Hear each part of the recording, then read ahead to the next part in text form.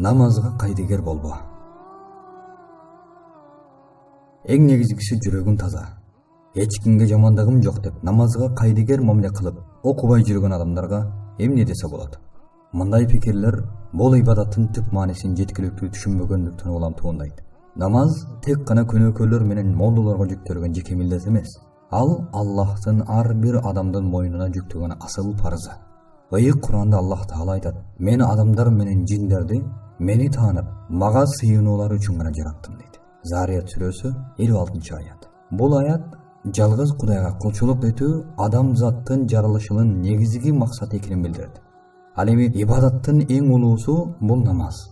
Жүрөгү таза, көңүлү ак адам тескерисинче намазды көбүрөөк окууга тийиш.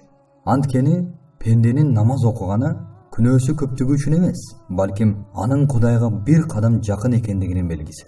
Куранда намаз окуу бул такыба адамдардын белгилери иретинде бир нече жерде баяндалат. Мана ошол аяттардан Бакара сүрөсүнүн 3-аятында Аллах Таала такыбалар кайыпка ишенишет, намазды толук аткарышат жана биз ырыска кылып берген нерселерден кайыр садака кылышат деп айтса, башка бир аятта чындыгында намаз бузуку жана күнөө иштерден кайтарат деп билдирген. Анкабут сүрөсү 45-аят. Эгер жүрөгүнүн тазалыгы үчүн намаз окубаганга уруксат этилген бир гана жан болуш керек болгондо, ал адам сөзсүз Аллахтын элчиси саллаллаху алейхи вассалам боло эле. Тескерисинче Аллахтын элчиси саллаллаху алейхи вассалам баардык адамзаттан артык намаз окуп, башкалардан өзгөчө айырмаланып, Аллах Таалага кулчулук кылат эле. Пайгамбарыбыз 5 убакыт парыз намаздардан сырткары түн жарымда туруп тахажжуд намазын окуганда көз жашы агып ыйлап, буттары талып шишип кетер эле. О Аллахтын элчиси, өзүңүздү эмне мынча кыйнайсыз? Аллах Таала сиздин баардык күнөөлөрүңүздү кечирген го деген Айша энебиздин суроосуна мен деле Аллах Таалага шүгүр кылган пендеси болсом болбойбу деп намазды тек күнөөкөр адамдар гана окуйт деп жүргөндөргө кескин кайчы далил боло турган сөз айткан. Жүрөгүм таза, башкаларга жамандыгым жок, намазды башка жандар окусун деген сөздүн астында адамдын терең бейкамдыгы жатат. Мындай сөздү айткан адам улуу жаратуучусунун алдындагы милдеттеринен бейкапарлыгы эмне? Жүрөгүм таза, көңүлүм ак деген сөз күнөөлүү эмесмин дегенге жатат.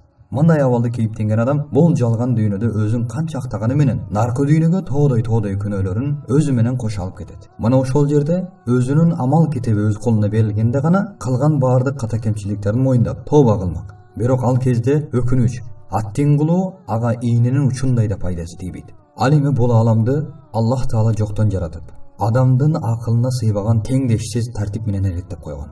Жандуу жансыз бардык жаратылышты алсыз адамга баш ийдирип, кызматына багындырды. Ушул неаматтар үчүн улуу Робби бизге шүгүр кылып, алкышыбызды билдирип, улуулугун, кудретин чексиздигин, кыскасы жалпы кудайлыгынын алдында адамдык ыраазычылыгыбызды билдиришибиз керек. Кулдук милдетибизди аткаруу үчүн сөзсүз эле күнөөкөр же жүрөгү кир адамдардан болушубуз шарт эмес. Сөзүмдүн соңунда айтар насаатым: эй мусулман бир тууганым, намазга бекем бол, намазга кайдыгер болбо. Кеп намазда эмес, жүрөктө. Эгер жүрөгүң таза болуп, бирөөнү алдабай, акысын жебей, жүрөгүн оорутпай жүрсөң ошол жетиштүү деген кээ бир өзүн мусулман көргөзгөндөрдөн болбо. Аллахка ант ичип айтамын, Аллах Тааланын алдындагы эсеп учурунда эч ким сага пайда бере албайт. Эртең эле айттырбай келген ажалыңа сөзсүз жолугасың. Ошондо азыркы кош көңүлдүгүңө бушаман болосуң. Кана эле дагы бир аз мөөнөт берилсе деп зарданасың. Бирок анда кеч болуп калат. Эч кимге мөөнөт берилбейт. Ойлон бир тууганым, бүгүн сенин күнүң. Өмүр бир берилет. Ойлонуп сага берилген бул өмүрдү текке кетирбе. Баары кеч болуп кала электе акыретке даярдыгыңды көр. Аллахым ал күндүн жамандыгынан баарыбызды сактасын. Амин.